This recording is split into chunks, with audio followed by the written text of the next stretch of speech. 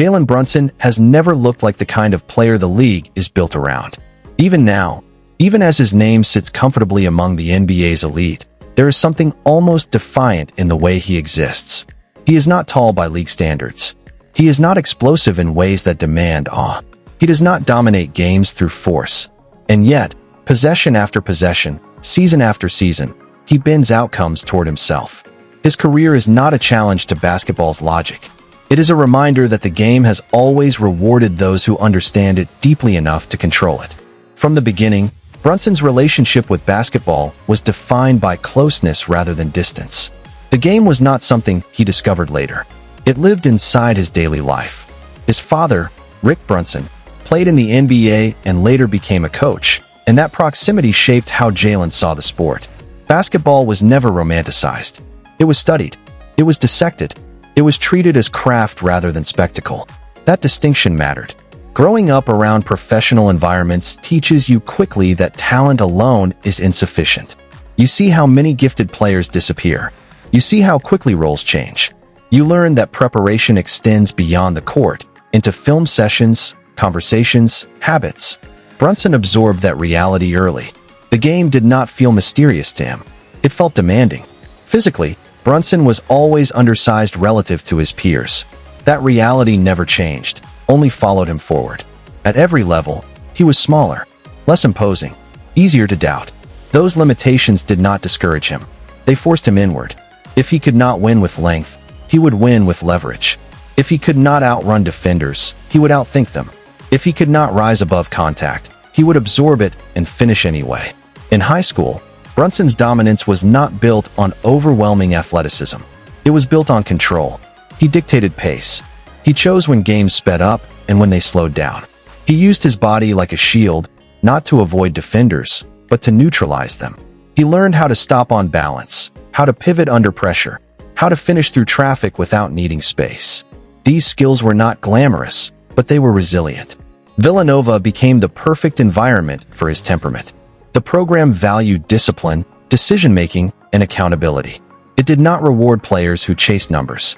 It rewarded players who made winning plays repeatedly.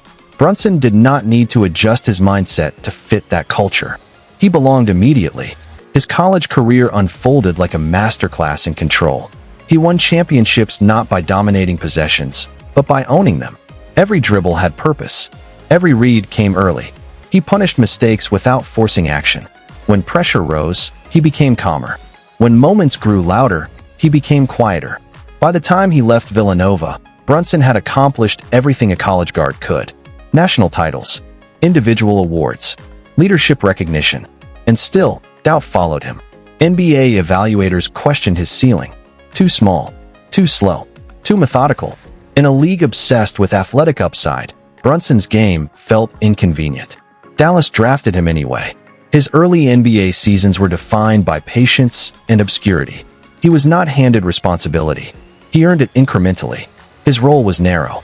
His minutes fluctuated. His usage was limited. But within those constraints, Brunson was efficient. He made good decisions. He did not turn the ball over recklessly. He defended competently despite size disadvantages. He proved useful.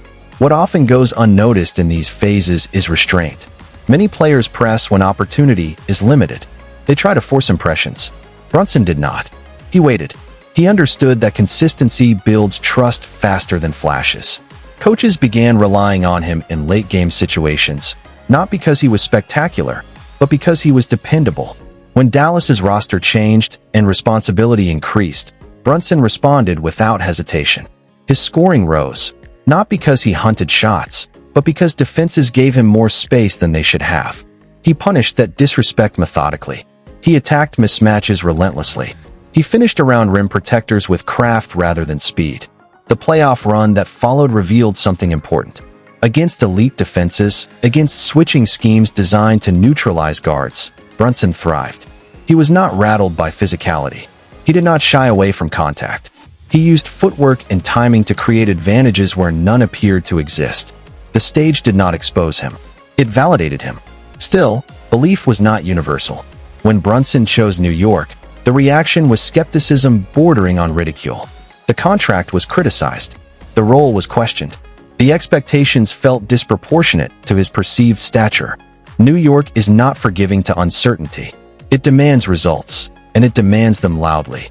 Brunson never responded to the noise. From his first games in a Knicks uniform, it was clear that something fundamental had shifted. The offense organized itself around his presence. Pace stabilized. Late-game execution improved. Teammates trusted him with the ball because he did not panic. He absorbed pressure and redistributed it calmly. What separated Brunson was not scoring volume, but timing. He scored when the defense committed. He passed when it overextended.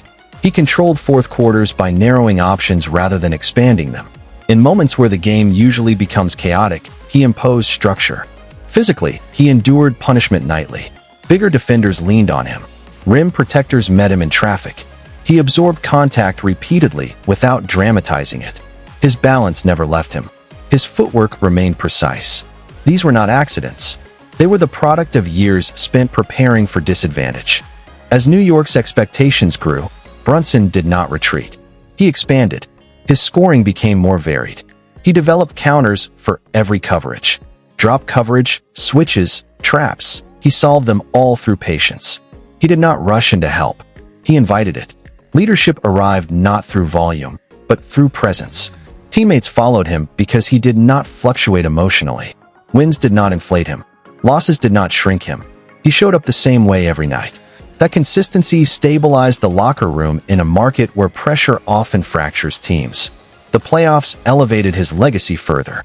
Against elite defenses, under intense scrutiny, Brunson carried offensive loads that few guards his size ever have. He scored efficiently while absorbing the defense's full attention. He remained composed when mistakes would have been amplified. He did not disappear when defenses adjusted. He adjusted back. Criticism faded not because narratives changed, but because performance demanded it. Brunson became undeniable. Not flashy, not theatrical, undeniable. Financial recognition followed naturally. Contracts reflected value rather than projection. Endorsements followed impact rather than personality. But none of it altered his approach. Preparation remained central. Control remained essential. Jalen Brunson represents a counterargument to modern basketball mythology. He disproves the idea that size dictates ceiling, that speed dictates dominance, that volume dictates leadership. His game is built on understanding, not advantage. On precision, not force. As his career continues, the challenges will change. Defensive schemes will sharpen. Physical toll will accumulate. Expectations will rise. But Brunson's foundation is built for endurance. His game does not rely on traits that fade quickly. It relies on habits that deepen with time. He does not overwhelm games. He absorbs them. He reshapes them quietly. And in doing so, he lasts.